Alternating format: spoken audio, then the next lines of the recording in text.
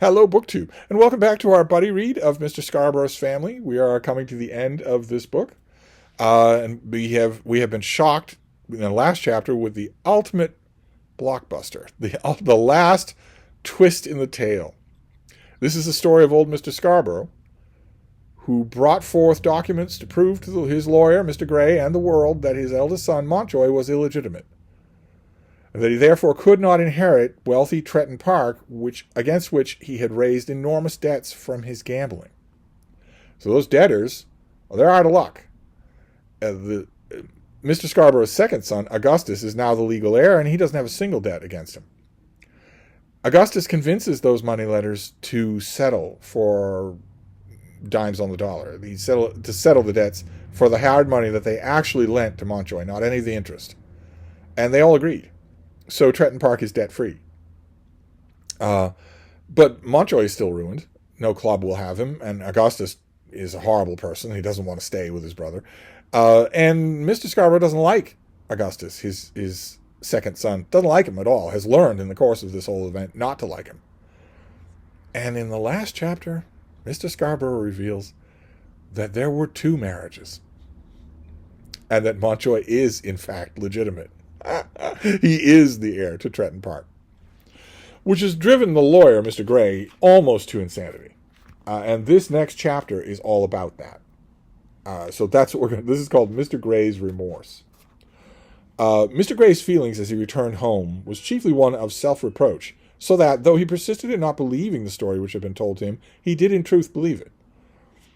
He believed, at any rate, in Mr. Scarborough. Mr. Scarborough had determined that the property should go hither and thither according to his will, without reference to the established laws of the land, and had carried and would carry his purpose. His object had been to save his estate from the hands of those harpies, the moneylenders, and as far as he was concerned, he would have saved it.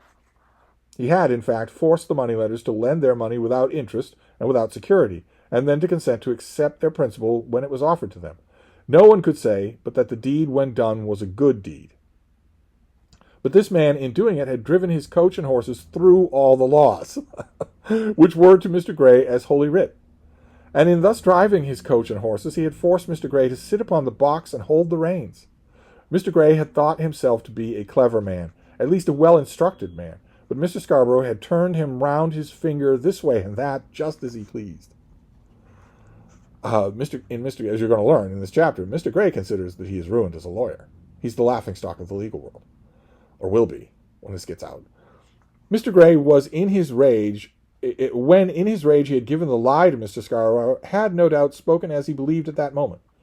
To him the new story must have sounded like a lie, and as he had been driven to accept the veritable lie as the real truth, he had looked into all the circumstances of the marriage at Nice and had accepted it. He had sent his partner over and had picked up many incidental confirmations. That there had been a marriage at Nice between Mr. Scarborough and the mother of Augustus was certain. He had traced back Mr. Scarborough's movements before the marriage and could not learn where the lady had joined him who afterwards became his wife. But it had become manifest to him that she had traveled with him, bearing his name. But in Vienna, Mr. Barry had learned that Mr. Scarborough had called the lady by her maiden name. He might have learned that he had done so very often at other places, but it had all been done in preparation for the plot in hand, as had scores of other little tricks which had not cropped up in the surface of the narrative. Mr. Scarborough's whole life had been passed in arranging tricks for the defeat of the law. And it had been his great glory to arrange them as to make it impossible that the law should touch him. What has he done wrong? What has he done wrong? Plenty. What's he done that's illegal? What could the law touch him for, even now? Montjoy had declared that he had been defrauded. The creditors swore with many oaths that they had been horribly cheated by this man. Augustus, no doubt, would so swear very loudly. No man could swear more loudly than Mr. Gray as he left his squire's chambers after that last revelation, but there was no one who could punish him. The moneylenders had no writing under his hand. Had Montjoy been begotten without a marriage ceremony, it would have been very wicked, but the vengeance of the law would not have reached him. If you deceive your attorney with false facts, he cannot bring you before the magistrates. Augustus had been the most injured of all, but a son, though he may bring an action against his father for bigamy, cannot summon him before any tribunal because he married his mother twice over, which is what happened here. There's no other woman. It's just the same woman. Well, she'd have done anything I'd have asked her. These were Mr. Scarborough's deathbed triumphs, but they were very sore upon Mr. Grey. Over his journey back to town, as he turned the facts over more coolly in his mind, he began to fear that he saw a glimmer of the truth. Before he reached London, he was almost thought that Mountjoy would be the heir. He had not brought a scrap of paper away with him, having absolutely refused to touch the documents offered to him. He certainly would not be employed again, either by Mr. Scarborough or on behalf of his estate or his executors. He had threatened that he would take up the cudgels on behalf of Augustus, and had felt at the moment that he was bound to do so, because, as he had then thought, Augustus had the right cause. But as that idea crumbled away from him, Augustus and his affairs became more and more distasteful to him. After all, it ought to be wished that Mountjoy should become the eldest son, even Mountjoy, the incurable gambler. It was terrible to Mr. Grey that the old fixed arrangement should be unfixed, and certainly there was nothing in the character of Augustus to reconcile him to that change. But he was a very unhappy man when he put himself into a cab to be carried down to Fulham. How much better would it have been for him had he taken his daughter's advice and persistently refused to take that last journey to Tretton? His daughter, Dolly, told him, "Don't have anything more to do with these people. You made the man's last will. You're done with him." But he would go. He would have to acknowledge to his daughter that Mr. Scarborough had altogether got the better of him, and his unhappiness would consist in the bitterness of that acknowledgment. But when he reached the manor house, his daughter met him with the news of her own, which for the moment kept his news in abeyance. "Oh, Papa," she said, "I'm so glad you've come."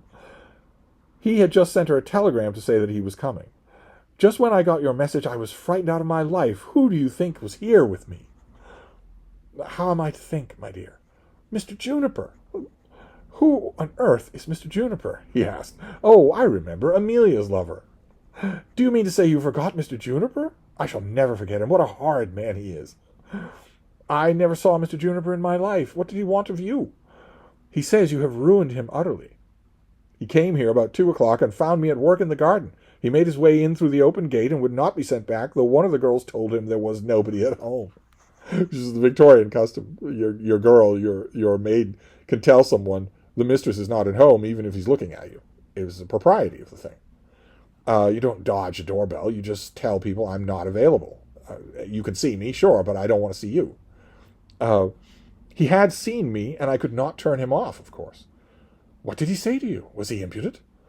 "He did not insult me, if you mean that, but he was impudent in not going away, and I could not get rid of him for an hour. He says that you have doubly ruined him." "As how?" "You would not let Amelia have the fortune that you promised her, and I think his object now was to get that fortune without the girl. He said also that he had lent £500 to your Captain Scarborough." "He is not my Captain Scarborough." "And that when you were settling the captain's debts, he was the only one you would not pay in full." "He is a rogue, an arrant rogue." He didn't really have a case. We saw that in the scene. But he says that he's got the captain's name to £500, and he means to get it some of these days now that the captain and his father are friends again. The long and the short of it is that he wants £500 by hook or by crook, and that he thinks you ought to let him have it. What an awkward interview this must have been. He'll get it, or the greater part of it. There's no doubt he'll get it if he's got the captain's name. If I remember right, the captain did sign a note for him to that amount, and he'll get the money if he's stuck to it." "Do you mean that Captain Scarborough would pay all his debts?" He will have to pay that one, because it was not included in the schedule. What do you think has turned up now?" "Some other scheme?" "It was all scheming. Base, false scheming. To have been concerned with such things will disgrace my name forever." "Oh, Papa." "Yes, forever. He has told me now that Mountjoy is his true, legitimate eldest son. He declares that the story which I believed for the last 8 months has been altogether false, and made out of his own brain to suit his own purposes. In order to enable him to defraud these moneylenders, he used a plot which he concocted long ago, and boldly declared Augustus to be his heir. He made me believe it, and because I believed it, even those greedy, grasping men who would not have given up a tithe of their prey to save their whole family, even they believed it too. Now, at the very point of death, he comes forward with a perfect coolness and tells me the whole story was a plot made of his own head. Do you believe him now?" I became very wroth and said that it was a lie. I did think that it was a lie. I did flatter myself that in a matter concerning my own business, and in which I am bound to look after the welfare of others, he could not have so deceived me. But I find myself as a child, as a baby, in his hands. Then you do believe him now? I am afraid so. I will never see him again if it is possible for me to avoid him. He has treated me as no one should have treated his enemy, let alone his faithful friend. He must have scoffed and scorned at me merely because I had faith in his word. Who could have thought a man laying his plots so deeply, arranging for 20 years past the frauds which he has now executed? For 30 years, or nearly, his mind has been busy on these schemes, and on others, no doubt, which he has not thought it necessary to execute, and has used me in them simply as a machine. It is impossible that I should forgive him. And what will be the end of it? She asked. Who can say? But this is clear. He has utterly destroyed my character as a lawyer. No, nothing of the kind. And it will be well if he have done so as a man. Do you think that it will be well if he have not done so as a man? Do you think that when people hear that these changes have been made with my assistance, they will stop to unravel it all and see that I have only been a fool and not a knave? Can I explain under what stress of entreaty I went down there this last occasion? He's right. He's right. Papa, you were quite right to go. He was your old friend, and he was dying. Remember, she told him not to go, and those are the arguments he used with her. But she'll do anything to get him out of his agony right now. Even for this, he was grateful. Who will judge me as you do? You who persuaded me that I should not have gone. See how the world will use my name. He has made me a party to each of his frauds. He disinherited Montjoy. He forced me to believe the evidence he brought. Then, when Montjoy was nobody, he paid half the creditors by means of my assistance. They all got what they were entitled to get. No. The law had decided against them when they were entitled to their bonds. But they, ruffians though they are, had advanced so much hard money, and I was anxious that they should get their hard money back. But unless Montjoy had been illegitimate, so as to be capable of inheriting nothing, they would have been cheated, and they would have been cheated. And they have been cheated. Will it be possible that I should make them or make others think that I had nothing to do with it? And Augustus, who will be open-mouthed, what will he say against me? In every turn and double of the man's crafty mind, I shall be supposed to have turned and doubled with him. I do not mind telling the truth about myself to you. Oh, I should hope not. The light that has guided me through my professional life has been the love of the law. As far as my small powers have gone, I have wished to preserve it intact. I am sure that the law and justice may be made to run on all fours. I have been so proud of my country as to make that the rule of my life. The chance has brought me into a position of having for a client a man whose passion of life has been the very reverse. Who would not say that for any attorney to have such a man as Mr. Scarborough of Tretton for his client was not a feather in his cap? But I have found him to be not only fraudulent, but too clever for me. In opposition to myself, he has carried me into his path. He has never induced you to do anything that was wrong. Here, Trollope quotes from Horace. Nil conscriere sibi, a guilty mind. That ought to be enough for a simple man, but it was not enough for me. It cannot be enough for a man who intends to act as attorney for others. Others must know it as well as I myself. You know it, but can I remain an attorney for you only? There are some of whom just the other thing is known, but then they look for work for the other kind. I have never put up a shop board for a sharp practice. After this, the sharpest kind of practice will be all that I seem to be fit for. It isn't the money. I can retire with enough for your wants and mine. If I could retire amidst the good words of men, I should be happy. But even if I retire, men will say that I have filled my pockets with plunder from Tretton. Again, he's right. He's right about all of this. That will never be said. Were I to publish an account of the whole affair, which I am bound in honor not to do, explaining that it all from the beginning to end, people would only say that I was endeavoring to lay the whole weight of the guilt upon my confederate, who is dead. Why did he pick me for such usage, me who had been so true to him? There was something almost weak, almost feminine, in the tone of Mr. Gray's complaints. Sorry, I got hung up there on the equating of weak with feminine. That's often, Trollope might be a booby, but in his own defense, some of his strongest characters are women. So, on some level, he's not believing this Victorian bilgewater. But to Dolly, they were neither feminine nor weak. To her, her father's grief was true and well-founded. but for herself, in her own heart, there was some joy to be drawn from it. How would it have been with her if sharp practice had been his, and success? In other words, what if he had been a conniving lawyer? What would have been the state of her mind had she known her father to have conceived these base tricks? Or what would have been her condition had her father been of such a kind as to have taught her that doing such tricks should be indifferent to her? To have been high above them all, for a man, for her, was not that everything? And was not she sure that the truth would come to light at last? And if not here, would not the truth come to light elsewhere, where light would be of more avail than here? Such was the consolation which Dolly consoled herself. But she's wrong. Everyone is going to talk about this, and they're either going to think that Mr. Grey was in on it, or they're going to think he's a fool. On the next 2 days, Mr. Grey went to his chambers and returned without any new word as to Mr. Scarborough and his affairs. One day he did bring back some tidings as to Mr. Juniper.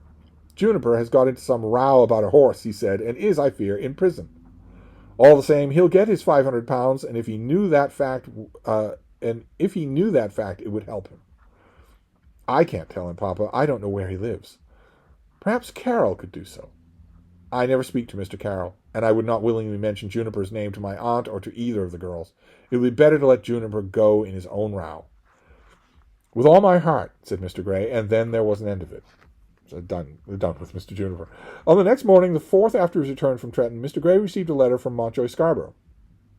He was sure, said he, that Mr. Grey would be sorry to hear that his father had been very weak since Mr. Grey had gone, and was unable even to see him, that is, Montjoy, for more than 2 or 3 minutes at a time. He was afraid that all would soon be over, but he and everybody around the squire had been surprised to find how cheerful and high-spirited he was. It seems, wrote Montjoy, as though he had nothing to regret either as regards this world or the next. He has no remorse, and certainly no fear. Nothing, I think, could make him angry unless the word repentance were mentioned to him. To me and to my sister he is unwontedly affectionate, but Augustus's name has not crossed his lips since you left the house. Then he went on to the matter as to which his letter had been written. What am I to do when all is over with him? It is natural that I should come to you for advice. I will promise nothing about myself, but I trust that I may not return to the gambling table. If I have this property to manage, I may be able to remain down here without going up to London. But shall I have the property to manage? And what steps am I to take in the view of getting it? Of course, I shall have to encounter opposition, but I do think that you will be one of those. I do not think that you will be one of those who will oppose me. Montjoy has heard that Mr. Grey say that I am a servant of the law. If this lie is true, I would have to defend your brother. I presume that I shall be left here in possession, and they say that that is 9 points of the law. In the usual way, I ought to presume simply to do nothing, but merely take possession. The double story about the 2 marriages ought to count for nothing. And I should be as though no such plot had ever been hatched. But they have been hatched, and other people know of them. The creditors, I presume, can do nothing. You have all the bonds in your possession. They may curse and swear, but will, I imagine, have no power. I doubt whether they have a morsel of ground on which to raise a lawsuit, for whether I or Augustus be the eldest son, their claims have been satisfied in full. But I presume that Augustus will not sit quiet. What ought I to do regarding him? As matters stand at present, he will get not a shilling piece. I fear my father is too ill to make another will, but at any rate he will make none in favor of Augustus. Pray tell me what I ought to do, and tell me whether you can send anyone down to assist me when my father shall have gone. Interesting that Montjoy says that he's no longer talking about Florence Montjoy. He's saying, well, if I have this property to manage, if it's mine, then I need not return to gambling. I can just stay here and not go up to the gambling dens of London. How wonderful it would be if that were true. Instead of him pinning all his hopes of changing his ways on Florence Montjoy, who is not going to marry him. I will meddle no farther with anything in which the name of Scarborough is concerned. Such had been Mr. Grey's first assertion when he received Montjoy's letter. He would write to him and tell him that after what had passed there could be nothing of business transacted between him and his father's estate. Nor was he in any position to give any advice on the subject mooted. He would wash his hands of it altogether. But as he went home, he thought over the matter and told himself that it would be impossible for him to thus repudiate the name. He would undertake no lawsuit either on behalf of Augustus or of Montjoy, but he must answer Montjoy's letter and tender him some advice. During the whole long hours of the subsequent night, he discussed the matter with his daughter, and the upshot of the discussion was this, that he would withdraw his name from the business and leave Mr. Barry to manage it. Mr. Barry might then act for either party as he pleased. So the upshot of this is that Mr. Grey is going to retire. He's not going to be part of Grey and Barry anymore. He's just going to give the practice over to his partner. Because of Mr. Scarborough. Because of him being involved in all of this. So that is this chapter. It's pretty grim stuff for Mr. Grey. So we're gonna continue on, and I will see you in the next chapter. Thank you, BookTube.